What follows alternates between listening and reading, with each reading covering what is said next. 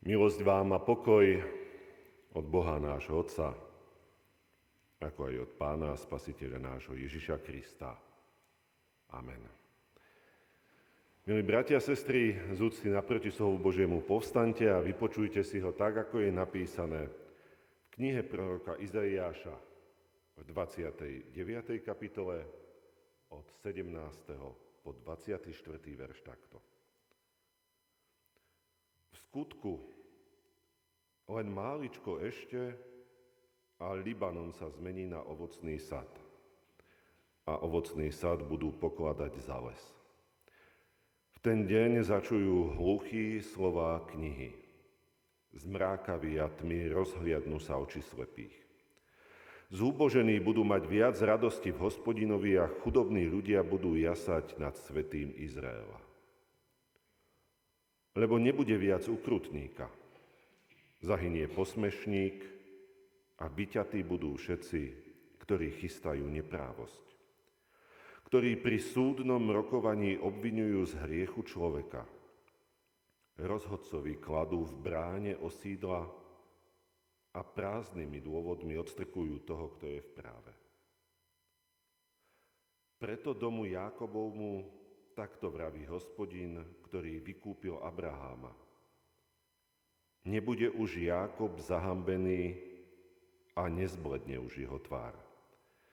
Lebo keď vo svojom strede uvidí dielo mojich rúk, jeho deti posvetia svätého Jákobovho, báť sa budú Izraela. Zblúdili duchom získajú rozumnosť a reptajúci príjmu poučenie. Amen.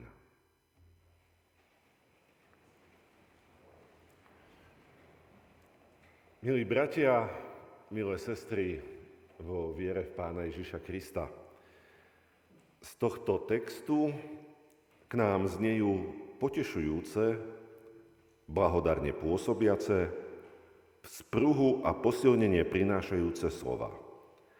Sú to prorocké slova, je to zvesť o blížiacom sa Božom konaní. Slova o Božom zasľúbení, že Boh vo svojej moci zasiahne. Aj z tohto textu, hoci je to starozmluvný text, môžeme počuť slova o zachraňujúcom Božom konaní. Presne tak, ako sa o zachraňujúcom Božom konaní dozvedáme aj z novozmluvných evanjelií. Za adresátov posolstva sú označení hluchí a slepí, trpiaci a chudobní. Pre každého z nich je zasľúbené, že budú poznať slová knihy, to znamená slova písma, že budú vidieť, zmrákaví a tmy rozhliadnú sa oči slepých, to znamená, že ľudia nájdu živú radosť z Boha. Hluchí a slepí, trpiaci a chudobní je označenie pre utláčaný Boží ľud, pre ktorý je použitý aj pojem dom Jákobov. Boh sa obracia k tým, ktorí následkom rôznych vojnových katastrof vtedajšej doby stratili vieru v Neho a nedúfali už v žiadnu zmenu. Týmto ľuďom Boh hovorí: majte dôveru. Zmena k dobrému je možná. Vo svojom strede uvidíte dielo mojich rúk. A tak dnes sa môžeme aj my pýtať, čo patrí k dielu jeho, Božích rúk v tom našom strede? Ako Boh dokáže dnes zmeniť našu situáciu? Ako on zasahuje v dnešnom svete medzi ľuďmi, ktorý je v určitých hlavných charakteristikách tento svet veľmi podobný, ak nie až totožný so svetom dávnych čias proroka Izaiáša. Veď aj dnes sa stretávame s tým, že ľudia často nehľadajú Boha. Lebo si myslia, že vo svojom živote už nič nepotrebujú.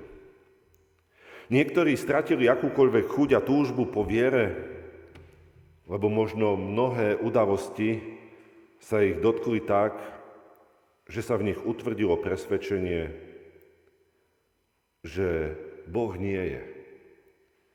Lebo ak by bol, tak mnohé z tých vecí by sa predsa nemohli stať a nemohol by ich dopustiť.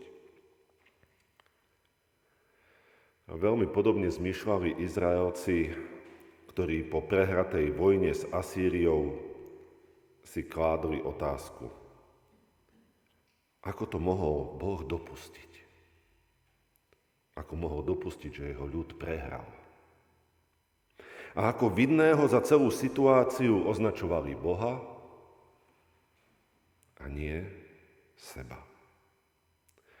Dnes veľmi často počúvame, že viera v tomto svete akoby prežívala krízu.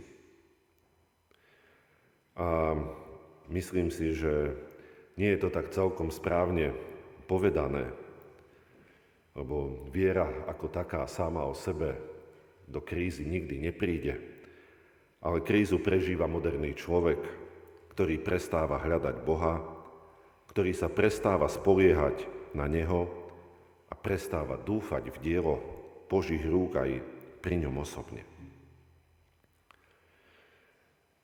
Položili sme si otázku, ako koná Boh dnes medzi nami.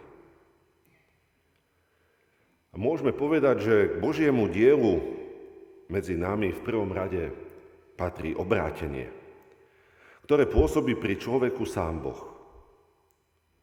Obrátením sa človeka k Bohu znova začína dobrá budúcnosť. K obráteniu potrebná samozrejme súčinnosť človeka. Ak má človek žiť obrátený k Bohu, je potrebné, aby Božie meno v sebe posväcoval, budoval si s Bohom vzťah. Boh k tomu priloží svoju ruku a rečou dnešného textu on sa postará o to, aby hluchí začuli slová knihy a oči slepých sa rozhliadli. V našom texte je aj reč o spravodlivosti. Mohli by sme veľmi dlho hovoriť o tom, čo považujeme za spravodlivé. Ako má možno vyzerať spravodlivosť. Čo všetko sa zdá byť spravodlivé. Ale skúsme sa pozrieť na pojem spravodlivosti z toho Božieho pohľadu. Po hebrejsky sa spravodlivý nevinný povie tzaddik. To v reči starej zmluvy znamená, to je ten, ktorý žije podľa Božieho zákona, dodržiava 10 Božích prikázaní a tak sa stáva pred Bohom aj inými ľuďmi spravodlivým. Tzaddik je v tomto zmysle aj veriaci človek, ktorý Pánu Bohu dôveruje. Pozrime sa na takto opísaného spravodlivého človeka pohľadom novej zmluvy. Pán Ježiš povedal: blahoslavení, ktorí lačnia a žíznia po spravodlivosti. To znamená, ten je v živote správne zorientovaný, tomu sa dobre povedie, kto túži potom, aby Božia spravodlivosť zvíťazila v jeho živote. Aby Boh vykonal to, čo je spravodlivé v jeho očiach. To znamená, aby zachránil hriešného človeka. Dobre poznáme, myslím, aj výrok apoštola Pavla: spravodlivý z viery bude žiť. To znamená, viera robí človeka v Božích očiach spravodlivým, lebo bez viery, bez obrátenia sa k Bohu človek nevidí svoje chyby, svoje hriechy, svoje zlyhania. A tak len vo svetle Božieho slova sa nám ozrejmujú aj tie naše previnenia. A túžime, aby ich Pán Boh od nás odstránil. Aby nám ich odpustil. A tento Boží prístup k nám, toto Božie odpustenie, nás vtedy robí v Božích očiach spravodlivými. Boh pomáha, aby pre ľudí vďaka jeho konaniu sa otvorila celkom nová perspektíva. V tomto liečivom a potešujúcom Božom konaní môžeme aj my, milí bratia a sestry, nájsť novú, dobrú budúcnosť pre nás. Pre našu cirkev, pre cirkevný zbor, pre naše rodiny, vzťahy. Naša budúcnosť, naše možnosti,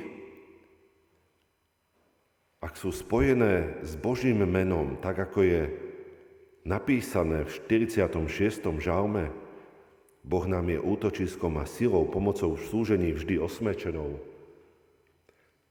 zakladajú perspektívu dobrej budúcnosti. Je dobré a správne, ak sa do Božích ochranných a potešujúcich rúk chceme odovzdať dnes a každý deň svojho života. Chceme zároveň prosiť aj to, aby On zmenil náš život na ovocný sad plný dobrého ovocia viery. Nech jeho moc aj naše uši urobí vnívavými k jeho slovu a naše oči k videniu jeho diela, rúk medzi nami. A keď toto všetko budeme pozorovať, vnímať, uvedomovať si, tak určite môžeme vyznať a spoznať,